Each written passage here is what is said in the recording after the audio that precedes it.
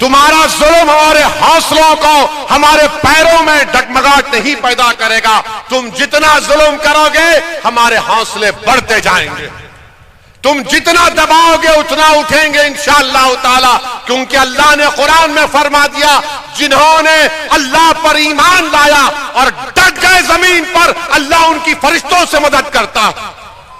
तो तुम डट जाओ जमीन पर, तुम डट जाओ जमीन पर, हिम्मत मत हारो। जैसा कि किसी शायर ने अच्छा कहा, इधर आ सितमगर हुनर आजमाए, इधर आ सितमगर हुनर आजमाए, तू तीर आजमा हम जिगर आजमाए। मेरे अजीज दोस्तों और बुजुर्गों, तारीख में भरी पड़ी है हजरत बिलाल की वो तकालीफ हमारे सामने।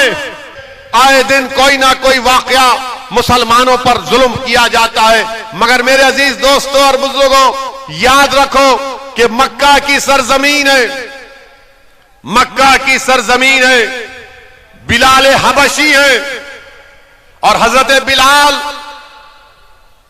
उमैया बिन खल्फ के गुलाम है और हजरत यासिर बिन अम्मार को कोड़े मारे जा रहे हैं। उमैया बिन खल्फ यासिर बिन अम्मार रज़ी अल्लाह तआला अन्हु को कोड़े मारता है, थक जाता है। अबू जहल मारता है, थक जाता है। अबू लहब मारता है, थक जाता है। और फिर उमैया बिन खल्फ हजरत बिलाल हबशी से कहता है कि बिलाल अब तुम मारो, तुम ताकतवर हो।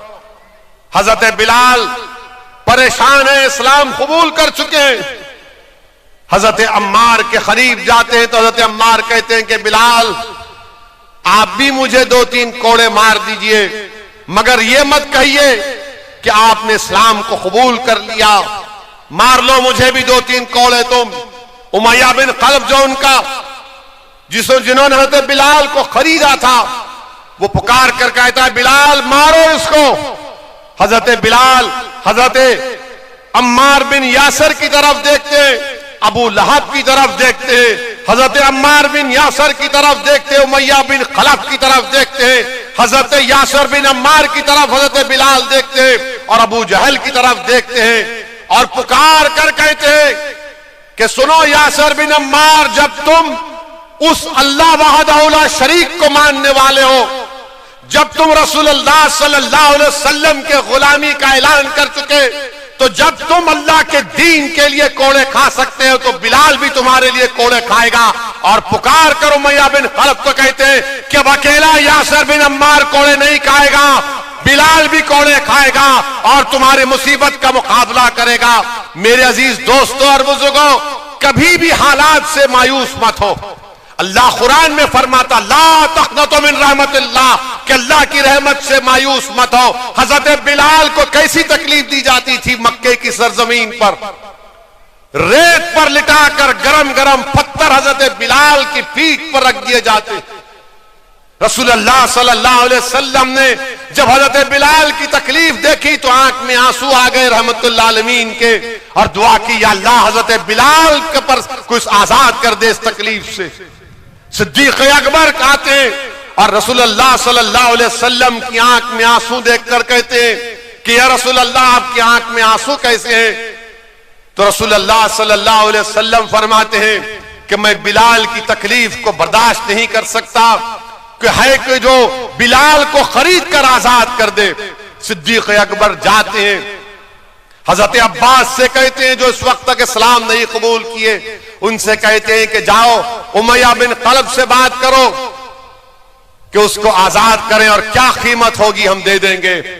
उमैया बिन खल्फ राजी नहीं होता। सिद्दीक अकबर जब आकर कहते हैं कि मैं खरीदना चाहता हूं, आजाद करना चाहता हूं हजरत बिलाल को, तो जालिम उमैया बिन खल्फ कहता है कि मैंने 50 दिनार में हजरत बिलाल को खरीदा, 1000 दिनार देना पड़ेगा और तुम्हारे पास जो जो 2 रूमी गुलाम है उसको भी देना पड़ेगा। सिद्दीक अकबर राजी होते हैं। हजरत बिलाल को जब उठाते तो हजरत बिलाल, सीरत की किताबों में आया कि हजरत बिलाल जिस तरह हम सजदे में होते हैं उस तरह सजदे में गिरे हुए और जिस्म पर गरम गरम पत्थर लगे हुए और खून बह रहा है। सिद्दीक अकबर हजरत बिलाल को उठाते हैं, अपने घर को लेकर जाते हैं, उनकी सफाई करते हैं, कपड़े पहनाते हैं और उनसे कहते हैं कि चलो। हजरत बिलाल रोना शुरू कर देते हैं।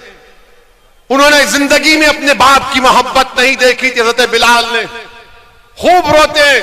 तो सिद्दीक अकबर उनसे कहते हैं कि बिलाल यहीं पर रो लेना, आका के सामने नहीं रोना, मैं दुनिया का रोना देख सकता हूं। रसूल अल्लाह सल्लल्लाहु अलैहि वसल्लम के आंख में आंसू को बर्दाश्त नहीं कर सकता। दोनों मिलकर रसूल अल्लाह सल्लल्लाहु अलैहि वसल्लम के पास जाते हैं। रसूल अल्लाह सल्लल्लाहु अलैहि वसल्लम हजरत बिलाल का इस्तकबाल करते हैं और सिद्दीक अकबर से कहते हैं कि तुमने बहुत बड़ा काम किया, शुक्रिया।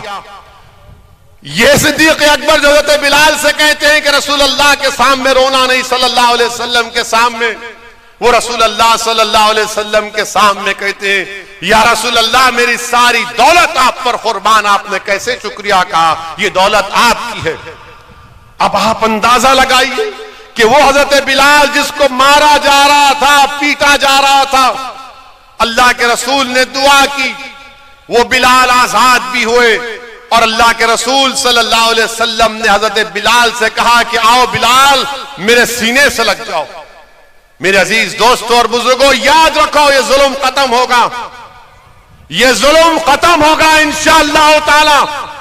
जो लोग आज मजलूमों पर जुल्म कर रहे हैं, तुम खत्म हो गए, तुम्हारा जुल्म खत्म होगा, तुम खत्म हो गए, तुम्हारा वजूद इस जमीन से अल्लाह मिटाएगा इंशाअल्लाह। तुम्हारा जुल्म हमारे हौसलों को, हमारे पैरों में डगमगाहट नहीं पैदा करेगा। तुम जितना जुल्म करोगे हमारे हौसले बढ़ते जाएंगे, तुम जितना दबाओगे उतना उठेंगे इंशाअल्लाह ताला। क्योंकि अल्लाह ने कुरान में फरमा दिया, जिन्होंने अल्लाह पर ईमान लाया और डट गए जमीन पर, अल्लाह उनकी फरिश्तों से मदद करता। तो तुम डट जाओ जमीन पर, तुम डट जाओ जमीन पर, हिम्मत मत हारो। जैसा कि किसी शायर ने अच्छा कहा, इधर आ सितमगर हुनर आजमाए, इधर आ सितमगर हुनर आजमाए, तू तीर आजमा हम जिगर आजमाए।